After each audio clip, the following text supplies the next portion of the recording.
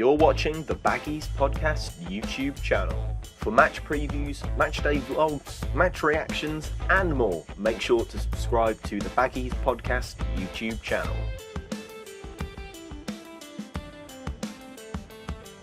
Hello and welcome back to the Baggies Podcast YouTube channel, where of course we're giving you all the latest news, views and opinions on all things Albion. We're back again today for another matchday vlog.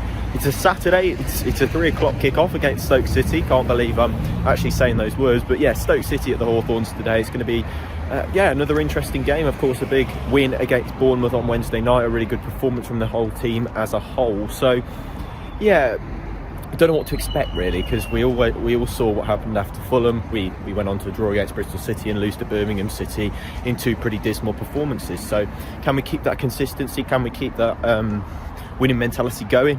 I have my doubts and reservations about that, but yeah, of course, hoping for a big 3 points at the Hawthorns today. Yeah, it's our first 3 o'clock kick-off at the Hawthorns since January 22nd, so yeah, it's been a while, but yeah, looking forward to this one. Make sure you comment your thoughts on the game below, subscribe if you're new, and let's head to the Hawthorns for West Bromwich Albion versus Stoke City.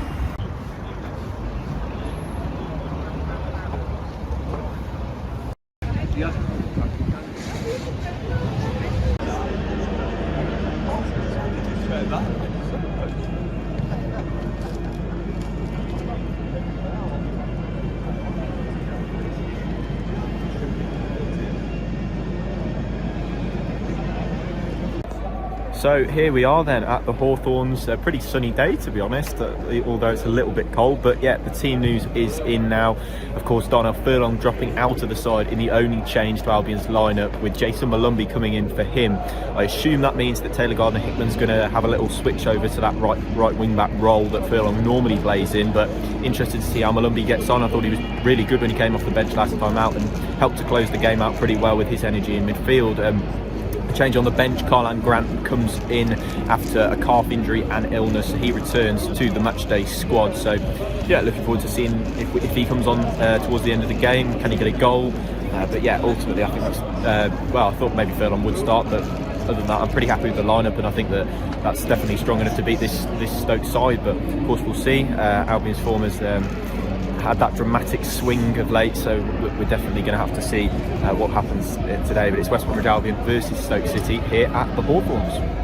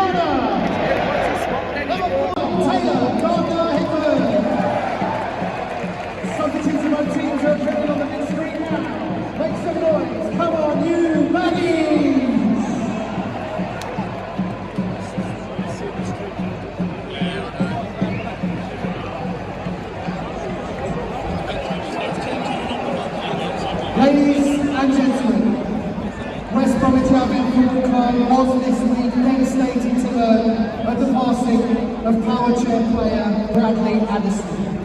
Bradley, who represented the club.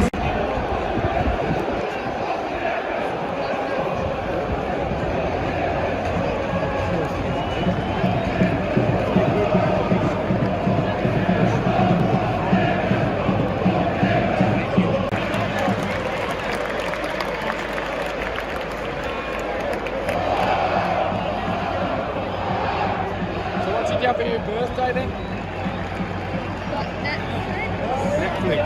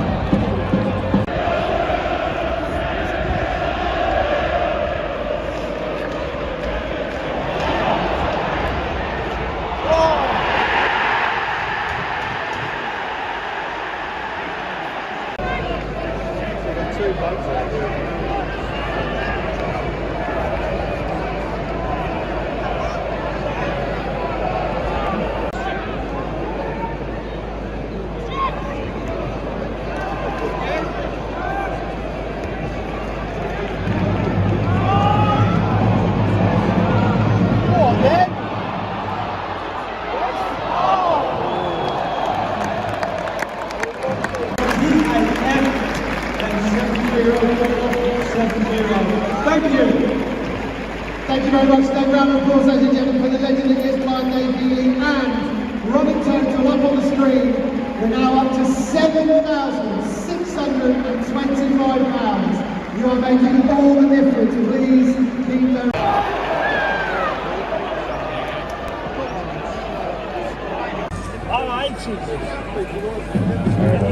I would say Bruce has been marginally better. Horrible, isn't it? Albion, Marginally better than the last one, I'd say, yeah. Could be a bit more, but he's been marginally better than that. That's right. It's the French period.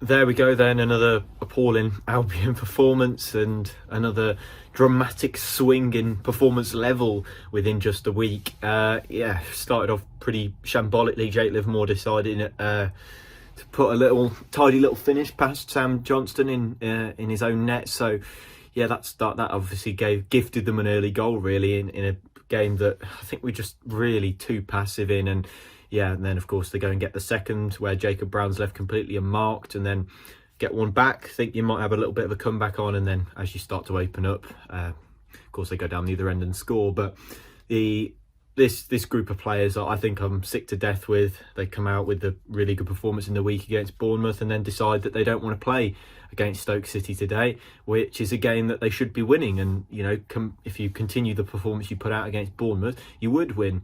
I can't get my head around the fact that we didn't decide to play to Andy Carroll more often until the final 15 minutes, where we realised for some reason it worked. I mean, the tippy tapper nonsense round the back and constant going backwards with the ball was pathetic. And I just think that it's pointless having the ball if you're not going to do anything with it.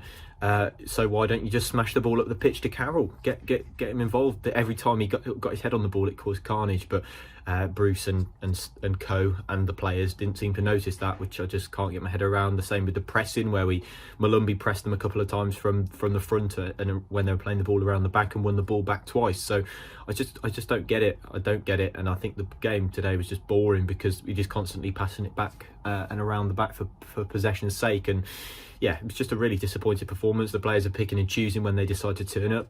And yeah, I'm sick of watching Albion at the moment. It's just a letdown. I think it might be best to start going every other week, really, to ensure that you get to see a good performance. But yeah, another disappointing game, and I think Stoke on margin of things did deserve to win. So yeah, fair play to them. And yeah, another disappointing result. Make sure you drop your comments down below. That's the end of this match day vlog. Yeah, I'll see you in the next one. Goodbye.